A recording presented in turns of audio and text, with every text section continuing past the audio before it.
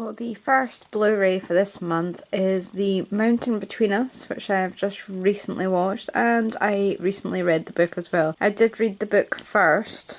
My opinion on this film is I wouldn't say it's a great date movie. I didn't think that at all. Because my book was the movie tie-in cover, I kind of had it in my head Kate Winslet and Idris Elba as Ben and Ashley, but for some reason they changed a lot of this movie from the book. For example, Ben and Ashley in the book are Ben and Alex in the film. Kate Winslet does not look like an Alex. And they changed loads of other really weird details as well. It's like almost like Kate Winslet said, I want to be more active in this, whereas in the book she was a lot more kind of lying down and he was doing everything for her kind of thing. I actually cried at the end of this book, which isn't something I do often. I tend to be more cry at visual things, for example. So for me to end up crying at the end of this book, and then for me to be sitting bitching within the first few minutes that didn't happen in the book, that didn't happen in the book, was quite bad. I would highly recommend the book because I loved that book and I gave it instantly to my dad to read as well. He didn't cry though, which I was quite disappointed in. I would say don't watch the film straight away, especially when the book is still so fresh in your head, because it's just not going to, you're going to end up complaining about it. I would say in the next film I'm going to say this about as well, I would say this is perfect if you either read the book by itself or watch the film by itself. They're both standalone, but I don't like the way they change so much from the book to the film. It is a good film, and plus it's all basically filmed on location as well. I was watching the extras of this and I was like, that'll be all green screen, that'll be all green screen, blah blah blah. Really only a few of the kind of stunts are,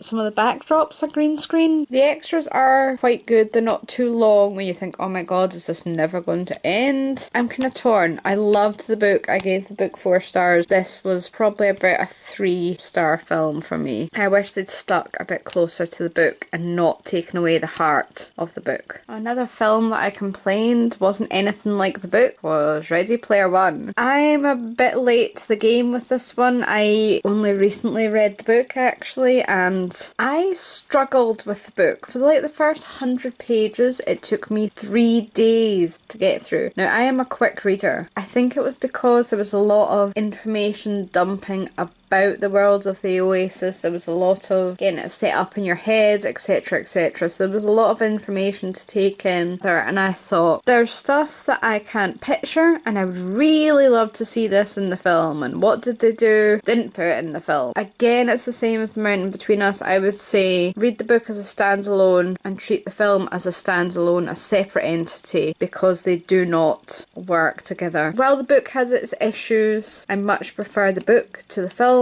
I recommended the book to my dad, make sure that he read it before we got the Steelbook, because I knew the Steelbook was coming out. So this is what we have here. The extra, I mean, it's crazy long. There's actually it says it over 90 minutes. I'm sure it's closer to 2 hours, the extras on this, and it's really long. It's really informative as well. It doesn't do one of those ones where it repeats a lot of the film, so that's quite good. But I'm not sure about this cover art. There was other cover arts that I preferred. The cover art for the CD, for example, was quite good. The J card peels away, or whatever it's called, peels away quite easily. So you've got the 3 keys on the back there, which you'll know about more if you've read the book. That is your inside of the Steelbook. Again, I wish they'd done something a little bit better with this. It's kind of a plain Steelbook for me. This also comes with your 3D disc and your standard Blu-ray there. Read the book though.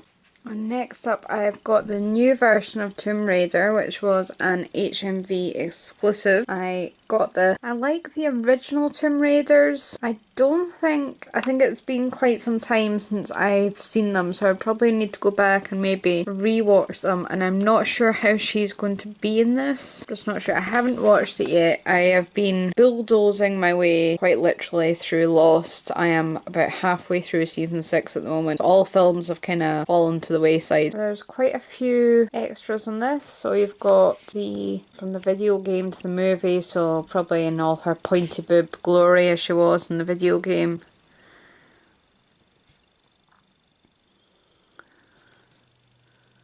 I'm a bit in two minds about this. I saw it and I was like, I want to see it and I want to get the Steelbook because it is an HMV exclusive, so I'm not going to get it anywhere else. I just don't know. It'll be interesting to see how she compares to Angelina Jolie, who for me is Lara Croft, except for the pointy boob one in the video game, of course. I got 50 Shades Freed, which will go along with my other 50 Shades movie. You know this already. I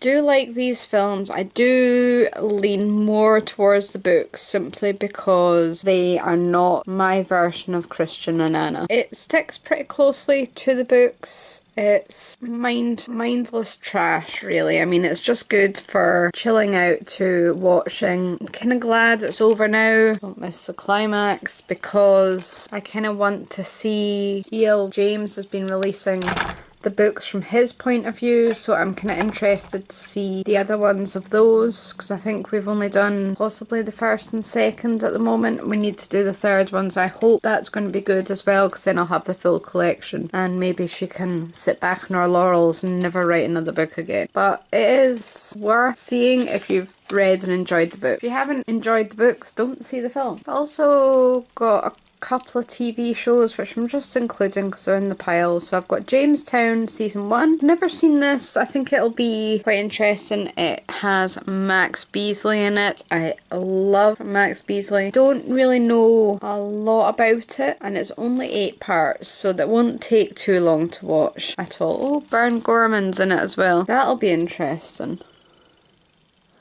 So hopefully it'll be good. I know I saw some kind of trailers for it on, what was it, on Sky or something like that. Good to see. I'm hoping it will be anyway. I think it sounds interesting. Also got the first season of Shades of Blue. I've never seen this. I don't really know too much about it really. I know it's been cancelled, I think, if I'm right in saying that. And I think it finishes at the end of the 3rd season. But it's one of those ones, it caught my eye. Sounds quite good. I like Jennifer Lopez as an actress. I only like some of her songs as a singer, and I like Drea DiMatteo as well, if that's how you say her name. I liked her in Joy. I also got Colony because it's from the same people who did Lost, Des Sawyer, and it's also got who you'll recognise as Michael's wife from Prison Break, Sarah. I think this sounds quite good. I like how it's short. I think the reason it's taken me so long to get through Lost is because like the first couple of seasons were like 20 plus episodes, and there's a lot going on in Lost as well. And I do like Josh Holloway. I think at the beginning of Lost he did annoy me a little bit, but I kind of think once you found out more about his character he really started to grow on me, and I love how he gives everyone nicknames. I just wish he'd look at me and call me Freckles. Oh, what I would not do. But if you've seen any of these, let me know. I also got Jericho. I think these were on a 3 for £20 deal possibly. I think this was like £15.99 or £14 by itself. And I know someone from the